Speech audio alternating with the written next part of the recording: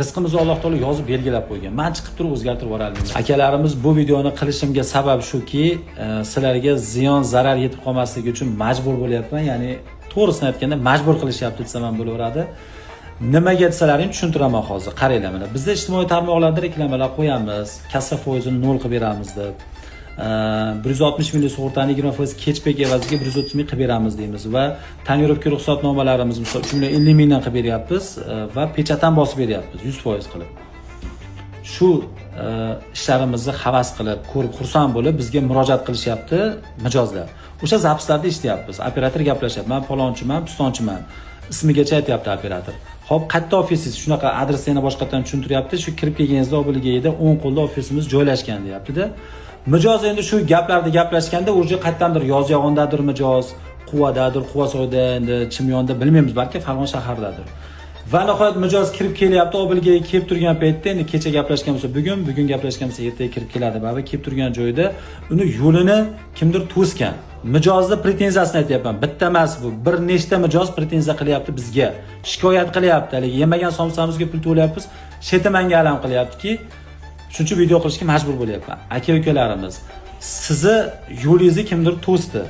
O'sha mijozimiz aytayapti, "Meni yo'limni kimdir to'sdi, xo'p. Men Adam avtobusga kelyapman" deb aytdim unga.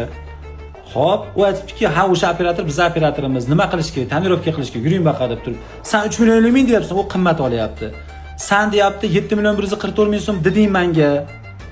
Kassa foizi 0 deb aytgan. Ha, lekin mendan ko'p oldi-ku ular. Seni xodiming ekan. Men o'sha operator bilan gaplashib kelyapman" desam, "Ha, o'sha bizning operatorimiz, bizning ishchimiz" deb shunaqangi yolg'on ma'lumot tarqatib mijozlarni o'ziga olib kirib ketib ishini bitirib beryapti. Endi u kim? Men bilmayman. Agar bilganimda chiqib turib to'g'ridan to'g'ri yoniga borib turib, palonchi, pistonchi deb familiyamni, otchasini aytib turib, to'g'ridan to'g'ri o'ziga murojaat qilgan bo'lardim. Endi uni kimligini bilmayman. Qachon bo'lgan bu voqea? Misol mana hozir 10 kun, 1 hafta, o'sha 1 hafta 10 kunning ichida qancha ham shikoyat tushyaptiki, shunaqa sizlarning oldingizga borsa, kassa foizlaring baland ekan-ku, yolg'on gapiryapsizlar ekan-ku deyapti. Men hozir hali nima deydi, hayron qolyapman-da, baraka topkurlar. Iltimosim shuki sizlardan avvalambor hammaga aytyapmanki, mana shu yerda ishlab turgan, tirikchilik qilib turgan aka-ukalarimiz, Alloh taolo umrlaringga, rizqingga barakot bersin. Bizni ismimizni aytib kelsa, "Yo, ular bizdan emas, bizni xodimimiz emas, yo biz ular tanimaymiz" deb yorsalar ham biz xursand bo'lamiz. Faqat bizni ishchimiz, bizni xodimimiz deb turib, o'zlariniki qilib bizni nomimizga dog' tushirmanglar iltimos. Sababi mijoz xafa bo'lyapti. Mijoz aytayaptiki, "Meni yo'limni to'xtatyapti" deyapti. "Nima ish bo'lsa men qilib beraman, meniki qo'yasan mashinani" deb u menga shunaqa deyapti. "O'sha Adam avtobusga keldim men" desa mijoz, "Bo'ldi, o'sha xodimlar bizniki" deb aytayapti deb bunaqa deganiga men xafa bo'ldimki, rizqimizni Alloh taolo yozib belgilab qo'ygan. Men chiqib turib o'zgartirib yuborolmayman yoki misol uchun hech narsa o'zgarmaydi. Rizq yozilgan. Bunga shak shubhamiz yo'q.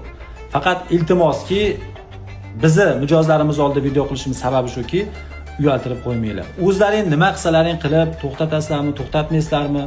Kassa foizi 0 mi, necha foiz, 2%, 3%, 4%mi, qanaqa so'mmada aytsangiz aytib, faqat bizni nomimizni aralashtirmanglar iltimos sizlardan. Mana shu videoni men endi umumiy qilib aytyapman. Kim balki umrida birinchi marta kelgandir bu gayiga. Kim u bilmayman misol uchun. Kelib turib balki shu xodim mijozga "Men ishingizni hal qilib beraman" deb ishini hal qilib berib turgandir. Lekin bizda aka-ukalarimiz to'g'ri shunday kassa foizi 0. Ishonmasalaring ofisimizga kirib, so'rab, surishtirib, har bitta qilingan ishga chek so'rab oling. Har bittasiga chek beradi bizda. 100% shu firmamizdan o'tganligi haqida cheklar beriladi. Endi hamma gapim shuki, oxirida hammani Alloh taolo o'zining yo'lidan adashtirmasa, hammani rizqi yozilgan. Rost gapirib ham shu rizqimizni topamiz, yolg'on gapirib ham hali rizqimizni, halol rizqimizni harom qilib olish o'zimizning qo'limizda. Endi men halol haromga juda aralashib ketmayman-ku, lekin bilganim o'zimdagi narsani aytyapman. Misol uchun men rost gapirib olsam, shu narsa menga halol bo'ladi. Yolg'on gapirib turib olsam, shu narsa menga keladi, lekin harom bo'lib keladi. O'shanga aka-ukalarimiz hammalaringni umrlaringga, rizqingga barakot bersin, yaxshilikda ko'rishni nasib qilsin. Hurmatli mijozlarimiz, sizlarni yaxshi ko'ramiz, hurmat qilamiz. Gayaga borasizmi, bozorga borasizmi, qayerga borasiz, bilmayman, safarga chiqasizmi boshqa davlatlarga, kim nima desa ishonib ketishligingiz yaxshi emas. Salomat bo'linglar, yaxshilikda ko'rishaylik.